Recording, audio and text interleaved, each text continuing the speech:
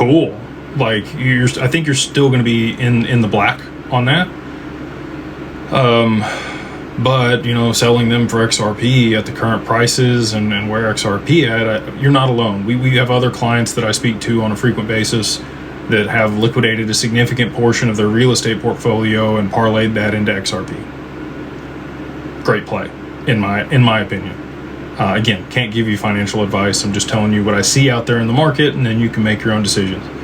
But I don't think you're going to be upside down. If you bought them well in Dallas and you did it, before 2020, we've seen a huge migration to DFW over the past, 6 years here since COVID.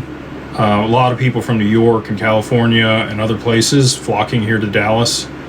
We've seen, if you fly into DFW, like when I was in Seattle, the guy asked me, he said, which city's bigger? And I said, well, which metric are you using? And he said, well, what do you mean? I said, well, if you're talking about land mass, DFW dwarfs this. You're flying over the city for 20 minutes before you get to the airport. But if you're talking about how many people are here, we're pretty spread out here in Dallas. You have a little bit of room compared to a New York or a Seattle or some of these denser metropolitan areas or metropolises. So I think that there may actually be more people up there in Seattle than DFW. But if you're talking about land mass, I think DFW is much larger. The airport at DFW, if you were to take the land mass of that, like the total area that they own, it's the same size as New York City. Look it up. It is wild.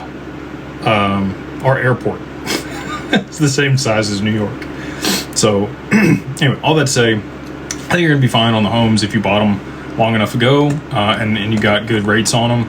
But I do think we are going to see somewhat of a pullback in the valuations that people are currently getting in the market, both here in Miami and some of the other, hotbeds. Maybe even, what's the one in North Carolina? Charlotte. There's a lot of people that have moved to Charlotte, North Carolina. Nashville. There's some other metropolitan areas that have seen significant, increase in their cost of the real estate. Tyler, he says, Jim Rickard said that the reverse carry trade is the financial equivalent of all nuclear wars. Is that the type of level you're expecting, or will XRP and stablecoins save the day? Elaborate, please. If we didn't have them, yes. And that's what people come on here and they're like, what if what you say doesn't happen? We are screwed. We're done. Our financial markets, everything that like and love is gone. We're back in a Mad Max scenario. There's a credit freeze. It is a horrible, horrible outcome if they do not have XRP and stablecoins.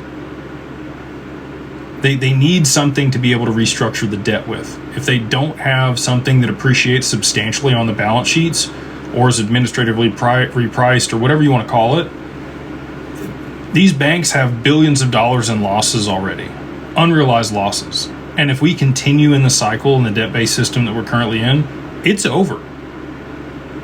They've been planning to be able to transfer into a commodities and asset-backed based system for 30, 40 years. And they haven't had the technical components in order to be able to do that. And we're just now, with the amendments on the XRPL and the things that have recently happened in the last 12 months, capable of making this transition. There's a lot of reasons that I don't think it went through in 2024, and they didn't allow the reverse carry trade to unwind. We didn't have stablecoin regulation. There wasn't demand here for treasuries. If they had let it unwind then, we were screwed. It's game over. Luckily, they were